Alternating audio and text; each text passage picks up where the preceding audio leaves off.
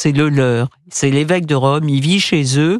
Il faut comprendre que les Italiens, ce qu'on réalise très mal en France, quand ils vont à l'école, dans toutes les écoles d'Italie, il y a un crucifix, même toutes les écoles, qu'elles soient laïques ou religieuses, il y a des cours d'instruction religieuse. Et donc, l'approche de la religion, l'approche du pape, c'est le leur. Il est dans leur pays finalement, même si le Vatican est une entité juridiquement à part, il est chez eux. Donc c'est un peu le grand-père de tous les Italiens. Et c'est pour ça que même si les gens ne disent pas de la Sainte Vierge est toujours vierge, ils ne sont pas toute la journée à prier, beaucoup plus de gens, quand un pape est malade, sont sur la place Saint-Pierre, les larmes aux yeux. Et moi, la dernière fois que j'étais là pour Benoît XVI, je me souviens, j'adore les animaux, qu'une dame qui avait confectionné un espèce de sac à dos avec ses 2 chiens, une chose extrêmement sophistiquée, pleurait comme une fontaine, était assise à côté de moi, elle me disait, j'ai jamais pleuré autant que depuis que ce pape est malade, sauf peut-être pour un de mes chiens. Alors, la mort d'un pape, c'est toujours un événement, et évidemment, je ne le souhaite pas pour le pape François. Lorsque le pape émérite Ratzinger est mort, il n'était plus en fonction. Le dernier pape mort en fonction, si j'ose dire, c'est Jean-Paul II. Avant, il y avait eu Jean-Paul Ier. Jean-Paul Ier. C'est d'ailleurs dans des conditions qui sont toujours particulières ou mystérieuses. Moi, je crois que c'était pas si mystérieux que ça. Il est mort d'une crise cardiaque. Je crois vraiment, sauf que c'est une bonne sœur qui l'a trouvé. C'était pas convenable que ça soit une femme, évidemment. Donc après ça, il y a eu tout un... Mais il est mort dans son lit. Écoutez, il est mort dans son lit et il y avait un grand journaliste italien qui s'appelait Bruno Bartoloni qui était allé le voir un mois avant quand il était encore patriarche de Venise. Il avait montré ses jambes qui étaient bleues parce qu'il avait des problèmes de circulation. Il avait dit à Bartoloni, est-ce que vous connaissez un bon hématologue parce que je commence à être inquiet. Et puis bon, après ça, le patriarche de Venise a été élu pape. Et je ne me souviens pas en revanche comment est mort Paul VI. Il est mort dans son lit lui aussi. Et il était malade, Paul VI, il était malade, subitement. Oui, il était malade. Il était mort en août 1978. Et depuis Paul VI, qui est le dernier, après il y a eu Jean-Paul Ier, mais Jean-Paul Ier est le dernier pape italien, puisqu'après nous avons eu Carole Wojtyła, Jean-Paul Ier, nous avons eu Benoît XVI. Italien, donc mort, trouvé par une bonne sœur, donc c'est pas convenable alors du coup. Vous voyez, enfin non, il y a toutes ces choses-là, c'est des nuances qui échappent aux gens, mais qui sont très importantes et qui font que le langage du Vatican n'est pas tout à fait le même que celui de la vie civile. Mais pour la jeune génération qui nous écoute, elle est habituée à avoir un pape non italien, alors que lorsque j'étais enfant, tous les papes étaient italiens depuis la nuit des temps. Et lorsque Mais c'était même inconcevable qu'un pape soit pas italien. Mais alors là, il y a une chose, par exemple, ce pape, il a créé beaucoup de cardinaux étrangers, même de pays très exotiques. Mais ce que on ne sait pas bien, ce que les gens mesurent pas, c'est qu'il y en a un certain nombre d'entre eux qui parlent même très mal italien. Vous voyez, parce que le cardinal du Vanuatu, je suis pas sûr qu'il parle très bien italien.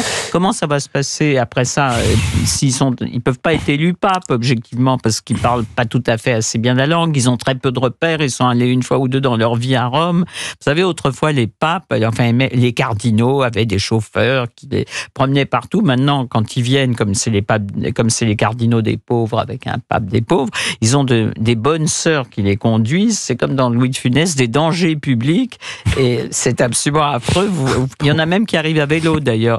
Mais vous les voyez ou sortir d'un minibus ou à vélo ou conduits par des bonnes sœurs qui sont tellement émues qu'elles donnent des grands coups de frein et qu'elles sont très dangereuses. Il y a à peu près 120 cardinaux dans le monde. C'est la plus haute fonction dans la hiérarchie de l'Église et seuls les cardinaux sont habilités à voter, non pas pour l'élection du pape, parce que c'est pas une élection, c'est un acte liturgique, là encore. Oui, mais c'est quand même, ça reste une élection parce qu'on met un bulletin. On met un bulletin et on compte après. Voilà, j'entends bien, mais vous comprenez dans le sens dans lequel je le dis. Le mot élection est profane, alors que c'est presque un acte, c'est un acte liturgique. Oui, mais ils ont un programme quand même qui dévoile quelque chose. Alors ça, vous dites qu'il y a une sorte de... Parce que c'est une élection, mais personne ne se présente. Non, je dis que quelques jours avant, lors des congrégations générales où les cardinaux se rencontrent, se connaissent, parce qu'il y en a qui ne se sont jamais vus d'ailleurs, finalement, ou qui se sont vus une fois lors d'une grand-messe et qui ne se sont pas parlé, parce que quand ils viennent, ça dure 3-4 jours, pas plus. Ils racontent leur programme. C'est comme ça d'ailleurs que le pape François a été élu. Ils exposent quelles sont leurs idées. Si, il y en a qui ont du talent, du charisme et qui prennent évidemment un gros avantage sur les autres. Et puis il y a quelque chose de... Ils ne peuvent pas passer leur temps à dire la Sainte Vierge est toujours vierge. Il faut qu'ils présentent un programme. Il y a quelque chose de séculaire. S'ils veulent être élus. il y a quelque chose de séculaire puisque tout est ritualisé depuis la nuit des temps. Le conclave qui se met en place où on s'enferme dans une pièce. Je crois qu'il y a 2 ou 4 votes par jour. Oui. Aujourd'hui, on peut. D'ailleurs, je crois que c'était Jean-Paul II ou Benoît XVI. C'est 2 tiers des voix plus 1 qui permet l'élection du pape. Mais je crois qu'au 34e tour, je crois que c'est Jean-Paul II qui avait imaginé ça, au 34e tour, ce qui est quand même beaucoup, sans doute jamais arrivé. À ce moment-là, ça serait la majorité simple. La majorité simple. Mais peut-être certains ont vu le film Conclave, et il y a un côté documentaire dans ce film-là. Moi, j'ai beaucoup aimé toute cette partie-là. La fin, c'est différent. Mais on voit comment ça se passe. Premier tour, deuxième tour. Mais d'ailleurs, je crois qu'ils ont reconstitué la chapelle Sixtine complètement en studio. C'est incroyable, c'est extraordinaire. Parce que là, il n'y a que les cardinaux, nous sommes d'accord. Il n'y a que les cardinaux. Bon, absolument. Il n'y a que les cardinaux. Et celui qui prend la parole... Enfin, les cardinaux qui ont moins de 80 ans. Oui, et celui qui prend la parole, qui est au centre, c'est le doyen ou c'est le... Oui, c'est le doyen. Voilà, il a un rôle particulier. Alors, ces gens restent ensemble, évidemment, pour voter, mais ils sont au Vatican dans des cellules qui leur sont attribuées oui, pour, à Santa Marta. Voilà. Ils sont supposés pas sortir et pas avoir de portable. Les portables sont brouillés, même. Mais a priori, ça, c'est vrai. Et ils rentrent le soir dans leurs cellules, mais il n'y a pas que les cardinaux, il y a aussi des cuisiniers, il y a des hommes de ménage, des femmes de ménage qui sont présents. Donc il y a tous ces gens sont soumis tous ces gens sont soumis au secret. Les religieuses qui sont là, elles voient très peu les cardinaux. Enfin, je veux dire, tout ça se voit un minimum pour justement qu'on puisse pas dire qu'ils se sont parlés, que ceci, que cela. Tout ça est toujours soumis au secret.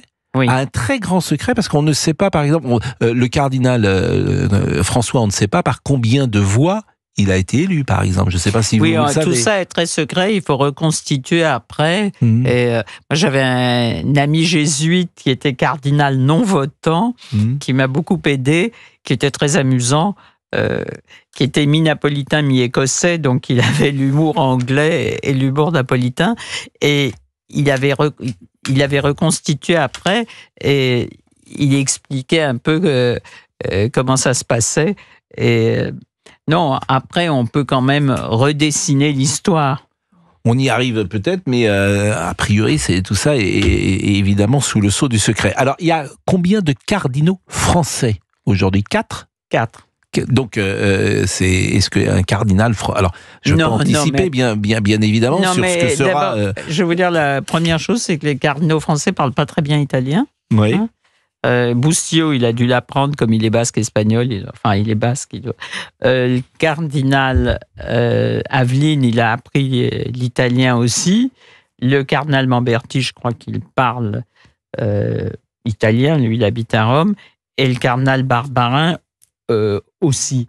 Mais bon, ça fait pas pour autant un pape. Moi, je crois pas du tout. Ce serait très sympathique de dire qu'on aura un pape français, mais je crois qu'il y a absolument pas plus de chances d'avoir un pape français que ce soit vous ou moi. Et puis évidemment, j'ai plutôt tendance, mais peut-être que je serais complètement démenti, à croire à un Italien, parce que de ce qu'on entend quand on est à Rome et au Vatican, c'est que quand même, après un Polonais, après un Allemand, après un Argentin, si la papauté ne revient pas à un Italien, c'est fini, quoi. Ça sera... Il y a quelque chose de passionnant également, c'est le nom que choisit le pape, parce que c'est toujours un signal très fort qu'on s'appelle Jean. Alors, par exemple, Jean-Paul Ier, c'est parce que c'était Jean XXIII et Paul VI, les 2 derniers papes. C'était un hommage qui était rendu aux 2 derniers papes. Jean-Paul II avait rendu hommage à Jean-Paul Ier, mais en revanche, Ratzinger, c'était une rupture.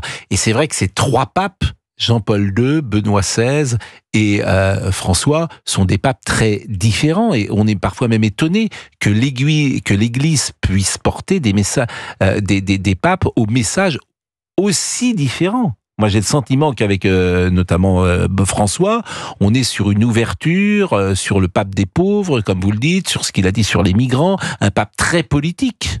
Très politique, et puis il y a une espèce de proximité incroyable. Vous savez, par exemple, quand on voyage avec lui, les journalistes, on est vraiment avec lui dans son avion. On l'était avant, mais il ferme très rarement les rideaux. Et alors, comme c'est le pape des pauvres, évidemment, on mange une ragognasse épouvantable, ce qui met les journalistes de très mauvaise humeur. Ce qui fait que quand on atterrit, le premier papier des journalistes est souvent un peu sévère. Il faut le temps qu'il qui reprennent un peu leur marque. Donc les journalistes vont voter, s'ils votaient la prochaine fois pour...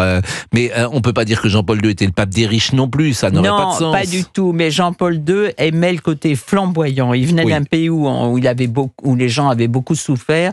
Il aimait une certaine majesté. Il avait été créé cardinal par le prince Sapieha. Il aimait quand même comme ça, quelque chose d'un peu... On pourrait imaginer d'ailleurs, parce que Benoît XVI était très sévère sur la liturgie. Il trouvait que la liturgie actuelle n'était plus adaptée et qu'elle avait perdu son faste. Et il l'a écrit régulièrement. On pourrait revenir à une liturgie sans aller jusqu'avant Vatican II. Écoutez, chaque pape réécrit l'histoire à sa façon. Souveraineté, souverain pontife, il a sa souveraineté. C'est lui qui décide. S'il veut mettre plus d'or... Est-ce que vous pensez que c'est très démocratique, le Vatican? Je suis pas certaine. Non, mais je pense que moi, je vois... Ça dépend s'il écoute les voix du Seigneur et les voix de ses cardinaux. Il peut faire ce qu'il veut. C'est d'ailleurs pour ça qu'on parlait tout à l'heure de sa santé. Rien ne sort. Parce bien sûr. Vous voyez, tout est concentré. Mais vous partagez mon avis de trouver que la liturgie aujourd'hui, elle n'est peut-être pas assez, spectaculaire. Je ne sais pas si c'est le bon mot. C'est-à-dire que si vous êtes touriste et que vous venez à Rome et que vous voulez voir des messes flamboyantes, elles le sont moins qu'autrefois, mais néanmoins, le lieu est porté Saint-Pierre, c'est un endroit tellement extraordinaire, tellement majestueux. Je parlais de la liturgie, elle s'adapte au monde entier, a priori. Effectivement, la liturgie est minimaliste. Voilà, exactement, c'est le bon mot. Elle est minimaliste. Écoutez, je vous remercie beaucoup, Caroline Picozzi, c'est toujours un bonheur. Et puis c'est vrai que c'est des sujets qui nous passionnent parce que c'est notre histoire. Bien sûr, la France a 2000 ans d'histoire catholique et chrétienne.